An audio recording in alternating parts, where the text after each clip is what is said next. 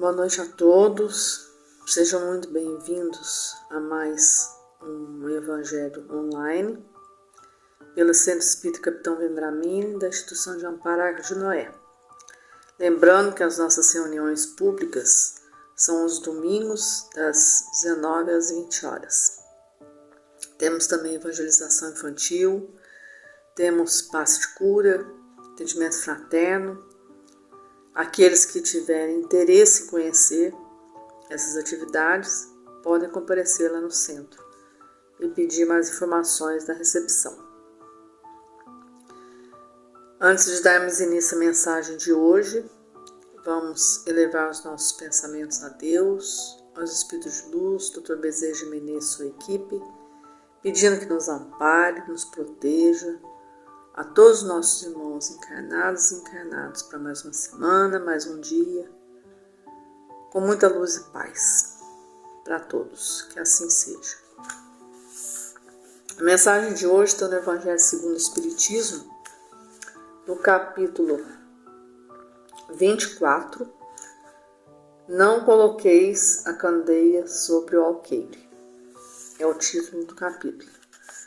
E o item que nós vamos falar hoje é sobre os sãos não têm necessidade de médico. Quando a gente pensa em médico, geralmente é porque a gente está doente. Procuramos um médico para curar algum problema de saúde. Então, o médico faz um diagnóstico do problema que a gente tem e receita o tratamento adequado. Jesus veio para trazer a cura para o mundo. Ele é considerado o médico das almas, de almas, né? Nós somos espíritos imperfeitos que necessitamos desse médico maravilhoso que é Jesus. E naquela época, os espíritos daquela época, as pessoas daquela época, eles eram mais doentes ainda. Então Jesus veio mostrar que os sãos não têm necessidade de médico, porque se a gente é saudável, a gente não precisa procurar um médico. Se a gente está bem de saúde, a gente não precisa procurar um médico. Faz exames de rotina para acompanhar a saúde do corpo e do espírito, mas quem realmente precisa de médico são pessoas doentes. Então, no Evangelho de Mateus, no capítulo 9, versículo 10, 11 e 12, tem uma passagem assim. Jesus estando à mesa na casa de Mateus, aí vieram muitos publicanos e pessoas de má vida, que se assentaram à mesa com Jesus e seus discípulos. O que os fariseus, tendo visto, disseram aos seus discípulos: por que vosso mestre come com os publicanos e pessoas de má vida? Mas Jesus, tendo ouvido eles falarem isso, disse-lhes: os sãos não têm necessidade de médico, mas os doentes. Essas pessoas de má vida, eles estavam se referindo a Madalena, Maria Madalena, que era considerada uma mulher de má vida, uma adúltera, que tinha um comportamento inadequado. Os publicanos eram pessoas que não eram bem vistas pela sociedade daquela época, porque eram cobradores de impostos. Então, o povo, os fariseus, eles não gostavam dos publicanos. E Jesus estava na casa de Mateus, que era publicano, que foi o cobrador de impostos, depois virou discípulo dele, sentado à mesa com outros discípulos e Maria Madalena. Então, eles não entenderam por que Jesus tinha coragem de sentar com essas pessoas que não eram bem vistas pela sociedade daquela época. Quem assistiu a série The Chosen vê essa parte, passa essa cena. Aí vem a explicação. Por que os sãos não têm necessidade de médico? Jesus se dirigia, sobretudo, aos pobres e aos deserdados, porque são os que têm mais necessidade de consolações. Aos cegos dóceis e de boa fé, porque pedem para ver, e não aos orgulhosos que creem possuir toda a luz e não têm necessidade de nada. Então, nessa parte, vem falar que Jesus procurava geralmente as pessoas que tinham problemas emocionais, que tinham muitos conflitos, que eram tratados não com dignidade, que eram pessoas imperfeitas. Jesus veio para salvar essas pessoas, para trazer luz para essas pessoas, porque muitos julgavam ter todo o conhecimento, que no caso eram os fariseus, eram os doutores da lei, que eles achavam que não tinha necessidade de nada, não precisavam ser curados. Então, eles consideravam saber de tudo, ter todo o conhecimento. Então, Jesus vem ao mundo para salvar aquelas pessoas que eram perseguidas, eram excluídas. Ele escolheu para os seus discípulos as pessoas que eram tratadas com desprezo.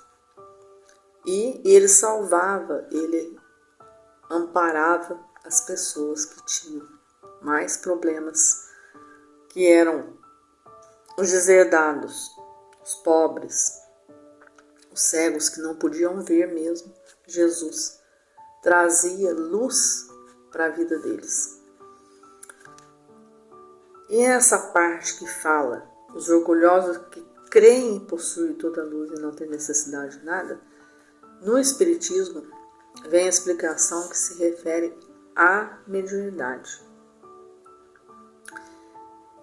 Que a mediunidade é um dom dado por Deus. E muitos acham que são merecedores de terem esse dom, que são privilegiados. E na verdade não são.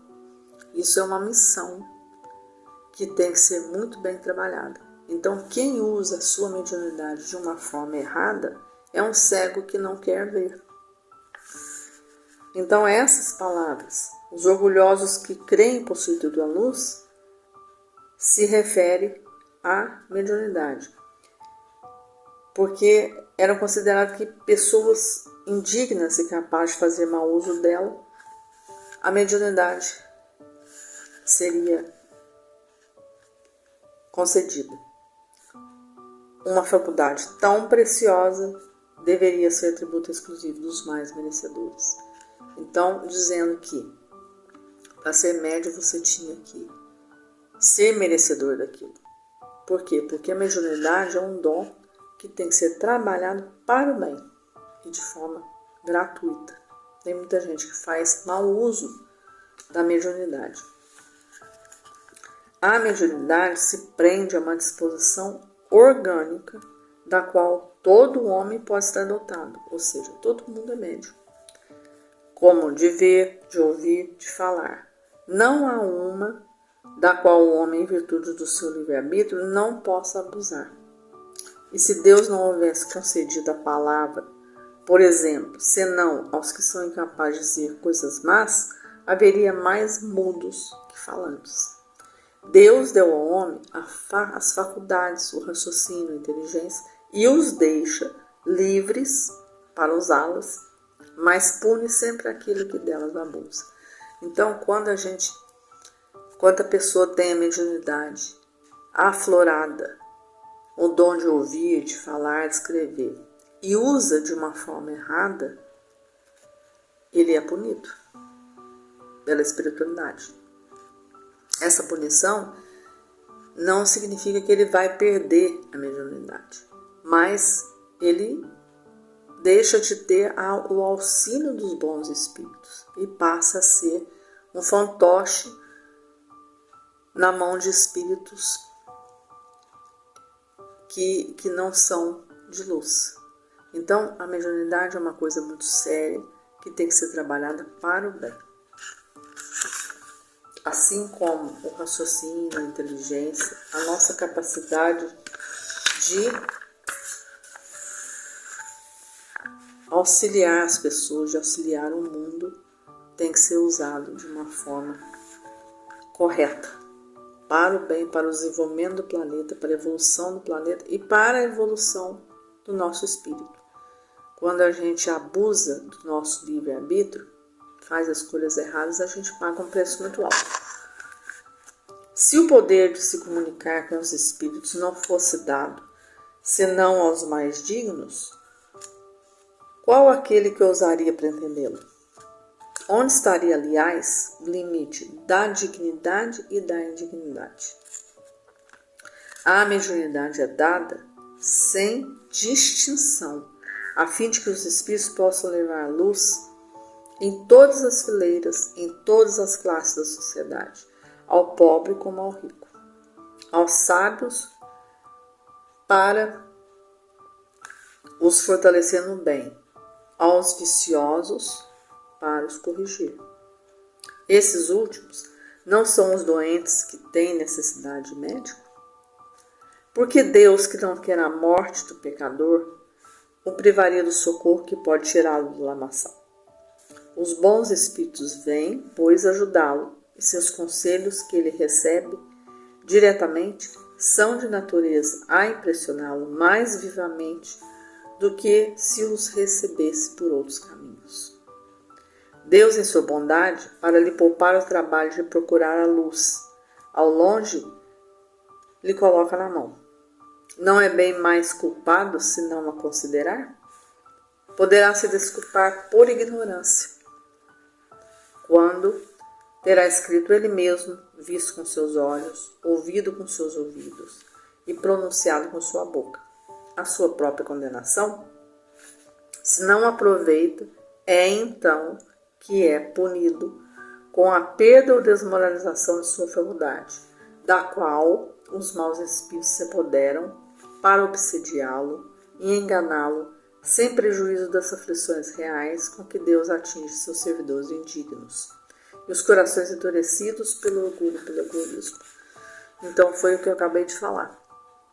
Quando a pessoa usa a mediunidade, que é um dom dado para fazer o bem, para ajudar, para auxiliar, ela é punida dessa forma.